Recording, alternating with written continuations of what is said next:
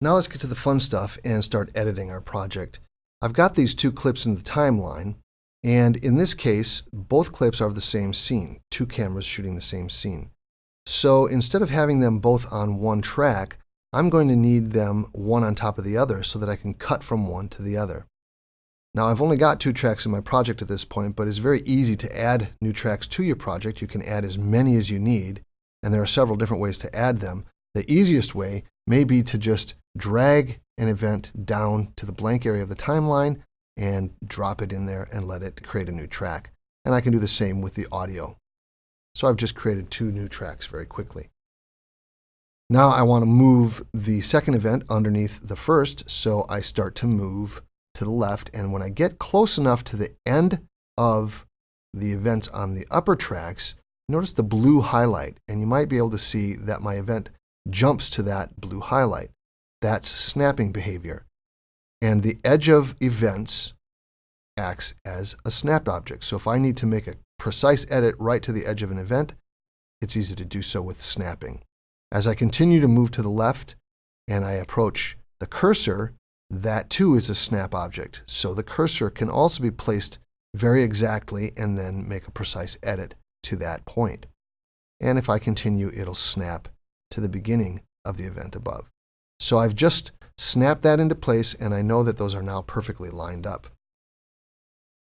Now notice in the video preview window that even though you've got 2 events in the timeline, 2 video events in the timeline, one above the other, in the video preview window, you can only see the one on top. And that's how Vegas works. It'll always show you the one on top. So the point is that I'm going to need to cut out of this top one so that I can see through to what's in the bottom one. First, I want to trim that top video event because I can see in the audio waveform that there's plenty of space here where he's not saying anything at the beginning nor at the end. And this area right in here where I've got lots of waveform is the area that he's saying what I will want to include in my video. So in fact, let's back the cursor up and just play through that so we can see and hear what we're working with. On final right now is my partner flying our Cherokee 180. We're going to keep a close eye on his landing and see how he does because repairs are expensive on airplanes, so we want to see a nice landing out of him. Oh, and I heard that nice chirp of the tires. He did a beautiful job. Okay, and stop. So that's the section we want. And I don't need all of this stuff at the beginning and the end.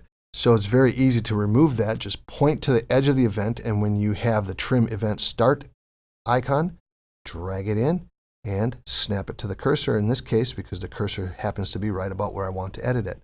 And I can do the same with the end and just edit out the end.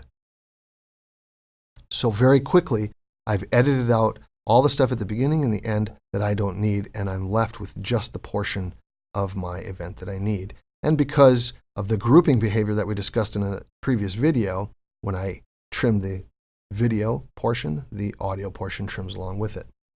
Now I want to cut away from the picture of the man speaking, and I want to cut to the second camera, which shows the airplane landing. And I want to see what that looks like. Unfortunately, right now, I can't see what the airplane landing looks like because, as I pointed out, you always see what's on the top track. So what I'm going to do is to come over to the track header area here and click the mute button. Mute takes that video stream out of the mix, and now I see what's on the bottom track. Notice I muted just the video, not the audio. So when I play this, you'll still be able to hear him speaking, but now you'll see the footage from camera 2. So here we go. On final right now is my partner flying our Cherokee 180. We're going to keep a close eye on his landing and see how he does. Okay, so he's talking about the plane coming in, and we see the plane coming in. So what we want to do, let's unmute that so we can see the top track. We want to cut out of the top track for a little while and let the bottom track show through, and then cut back to the top track. To do that, hold down Alt, Control, Shift, and then click to split the events and drag to trim the events. Now we have a little bit of a problem here because since these are grouped, when I split and trimmed the video event, it also split and trimmed the audio event, and we need that audio because he's narrating the scene. So we're going to have to do something a little bit differently. First of all, let's get back to where we were You have an unlimited number of undo and redo, so click the undo button to bring your project back to where it was. Now we need to edit just the video and not the audio. We've discussed a couple of different times that the grouping behavior makes that impossible because since they're grouped, what I do to the video event, I also do to the audio event. But we can ignore the grouping behavior for a moment. So to do that, click the Ignore Event Grouping button. Now hold Alt, Control, Shift, and click to split and drag to trim. And there we go. We've trimmed just the video. Now, it's important to remember to turn off the Ignore Event Grouping button so that grouping works in the future. So now let's see what we've got when we play the project. On final right now is my partner flying our Cherokee 180. We're going to keep a close eye on his landing and see how he does because repairs are expensive on airplanes, so we want to see a nice landing out of him. Oh, and I heard that nice chirp of the tires. He did a beautiful job. Very nice. Okay. Now, if we didn't get our edit exactly right, we can come in and tweak it out a little bit, just trim it just like we did before. Maybe we want this to come in a little bit longer. You've got total flexibility to do whatever you need or whatever you want to with the edits. Now, when we've cut this hole in here, it's allowing the second camera angle to show through. We've got a lot of material at the beginning and the end of the second events that we don't need, so let's trim those down real quickly. Very easy to do so. And in fact, we could trim all the way to where we've cut the hole. And since the edge of events act as snap points, we know we're making an exact edit. So let's play it again and make sure we don't have any black frames in there. On final right now is my partner flying our Cherokee 180. We're going to keep a close eye on his landing and see how he does because repairs are expensive on airplanes, so we want to see a nice landing out of him. Oh, and I heard that nice chirp of the tires. He did a beautiful job. Now at this point, you could decide a couple of different approaches to how you want to arrange your project or organize your project.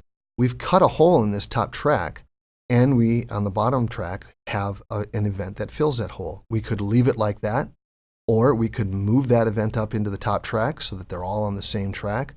I often prefer to leave them on separate tracks just because it's easier to see what's happening. I also usually prefer to have my video tracks together and my audio tracks together, so I can reorder my tracks. Just grab the track icon and drag track 3 up into the second position, and now my video tracks are all next to one another. Now when we cut down the video of the second track, we also cut down the audio, and we might want that background audio because it has the plane noise and that chirping of the tires that he mentions, so we might want to get that back. We could trim the audio back out and the video comes with it, and do the same with the end. Now in this case, it doesn't really matter that we've trimmed the video back into place because we're not going to see it anyway since it's below the top track. But if we were concerned about that, we could do the Ignore Event Grouping technique that we used a moment ago and get that out of the way. In this case, I'll just leave it. Now when we play this, it's very hard to hear the airplane, and it's actually very hard to hear the chirping of the tires. Let's play it again. On final right now is my partner flying our Cherokee 180. We're going to keep a close eye on his landing and see how he does because repairs are expensive on airplanes, so we want to see a nice landing out of him. Oh, and I heard that nice chirp of So you sort of can hear it, but it could be louder. There are a couple of different ways to make it louder. The first thing to notice is, notice the waveform on this bottom event is barely noticeable. We can do a process called normalization, which basically raises the volume of the audio as high as it can go without overloading. To do that, right-click the event, choose Switches, Normalize.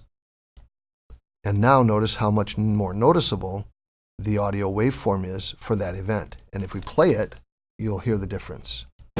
On final right now is my partner flying our Cherokee 180.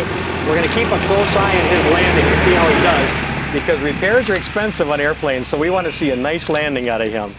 Oh, and I heard that nice chirp of But now we've got a couple of problems. First of all, you probably noticed that when I played that, the airplane noise is now too loud. It overpowers the audio of the narrator. But you'll also notice if you look at the mixer window that the meters have turned red, and this indicates that things are too loud. And if you ever see red meters like this, you know you've got a problem and you need to turn things down. Now, I could turn down the master volume and solve that problem, but that doesn't solve the problem of the mix. So to solve the problem of the mix, I need to bring down just the audio of this track. And I can do that in the track header area over here with the volume slider. I might make that area a little bit wider. And then turn this down maybe 6 dB. So it's approximately half as loud as it was before.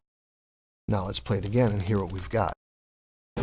On final right now is my partner flying our Cherokee 180.